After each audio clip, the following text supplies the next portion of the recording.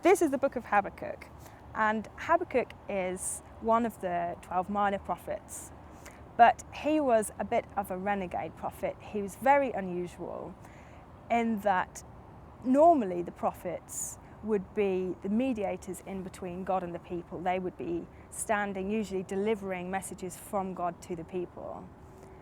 Habakkuk is quite different because he is really the people's prophet, and he takes the people's word to God.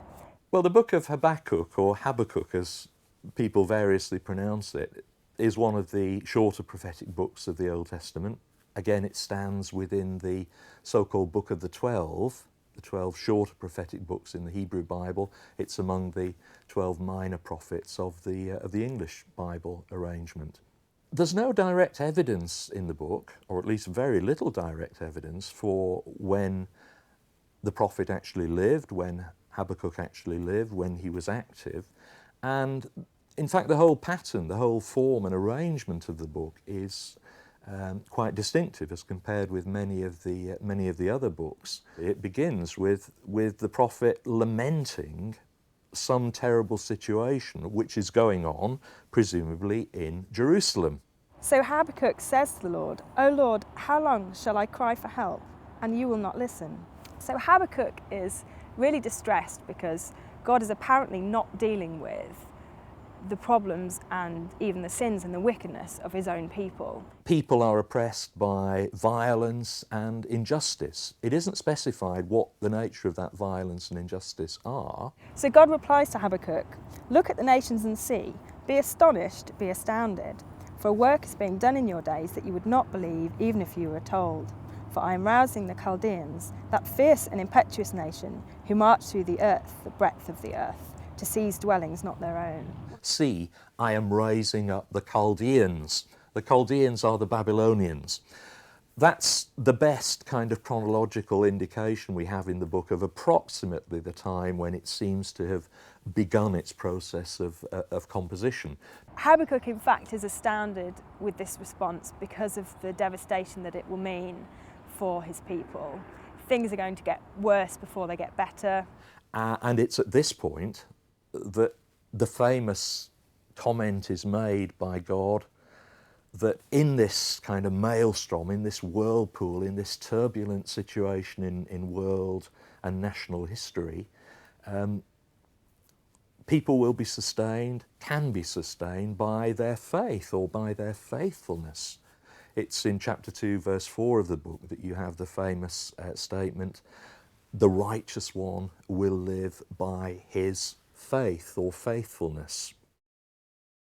Well, the Dead Sea Scrolls are a collection of documents discovered from the late 1940s onwards in a number of caves around the Dead Sea area. So there are the Dead Sea Scroll caves, and right over there is the Dead Sea.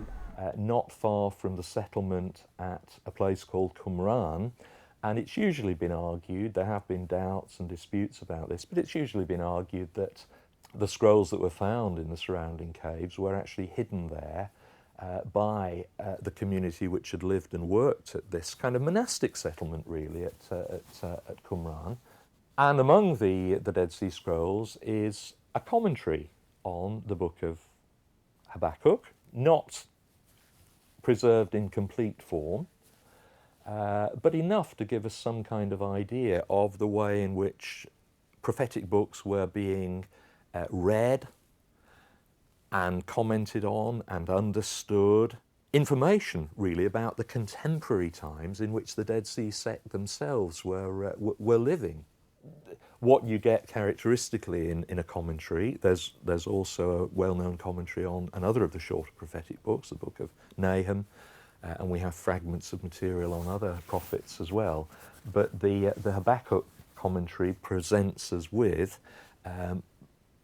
a reproduction of the actual biblical text, but then comment upon it, applying what the biblical text says to the events of the contemporary time of the Dead Sea sect themselves. Part of the importance of the Dead Sea Scrolls is that in however fragmentary a fashion, they do present us with the earliest manuscripts of many parts of the Bible. One point that has often been noted with Habakkuk is that there is no part of chapter 3, no part of the final psalm of the book which is represented in the Qumran commentary, and that has led people sometimes to speculate, well, maybe it wasn't part of the book of Habakkuk until a very late period. I think with most scholars that that's an unlikely view, and that there were probably other reasons why chapter 3 wasn't included in the Dead Sea manuscript. The Dead Sea community certainly believed that they were living in the ultimate age of history, and that the prophets had spoken about the final climactic consummation of history, and they saw this as being played out before their own eyes. Very much saw themselves as the community of light in the midst of what was otherwise a world of darkness. And in many ways what is said in the commentary on Habakkuk represents that kind of dualism, that kind of tension.